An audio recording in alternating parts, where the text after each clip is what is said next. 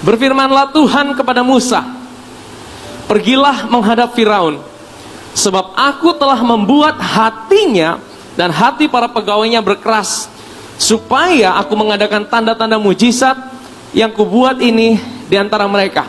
Saya ingin tanya sama saudara, kira-kira mana yang lebih dulu? Tuhan yang mengeraskan hati Firaun, atau Firaun terlebih dahulu mengeraskan hatinya? Saudara, karena ini penting, karena dari sinilah kita bisa bangun dasar kepercayaan kita tentang siapa Tuhan itu, saudara. Nah, saudara, ada yang beranggapan Tuhan itu yang memilih untuk mengeraskan hati Firaun.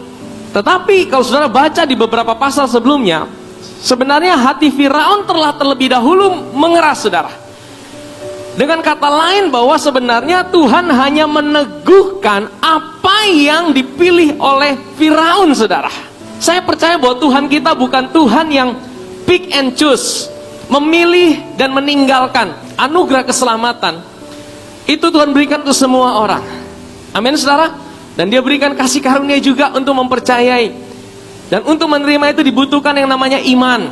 Iman itu apa, saudara? Iman itu sebenarnya bukan usaha kita. Iman itu sebenarnya adalah, saudara, sorong tangan dan terima. Kalau saudara dikasih hadiah, bagian saudara apa? Buka tangan dan terima. Itu iman, saudara.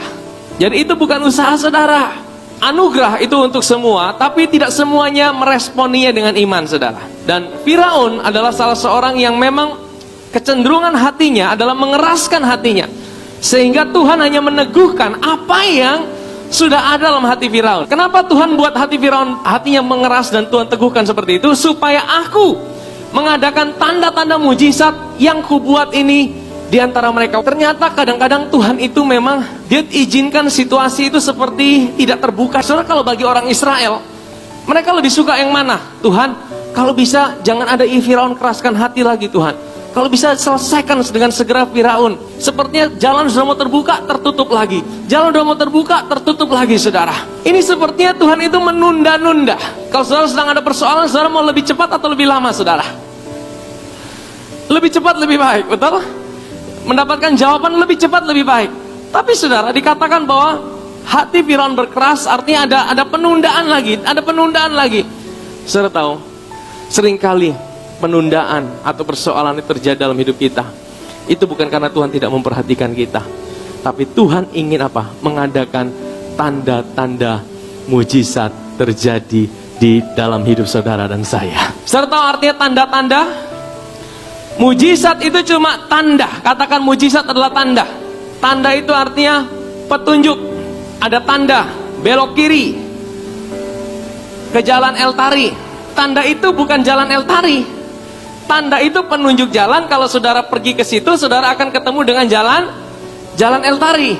Nah, saudara, mujizat itu juga cuma tanda. Tanda untuk menunjukkan pada siapa? Kepada seorang pribadi, saudara.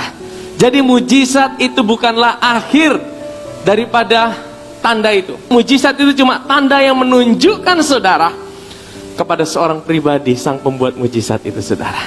Di dalam Injil Yohanes, semua mujizat yang Yesus buat itu tidak disebut sebagai mujizat, tapi disebut sebagai tanda. Hanya ada 7 tanda yang dibuat sama Tuhan Yesus, tapi semuanya bicara tentang pribadi Yesus. Jadi kalau saudara hari ini ngalami mujizat, saudara tahu bahwa itu sebuah tanda untuk menunjukkan saudara kepada seorang pribadi yang mencintai hidup saudara.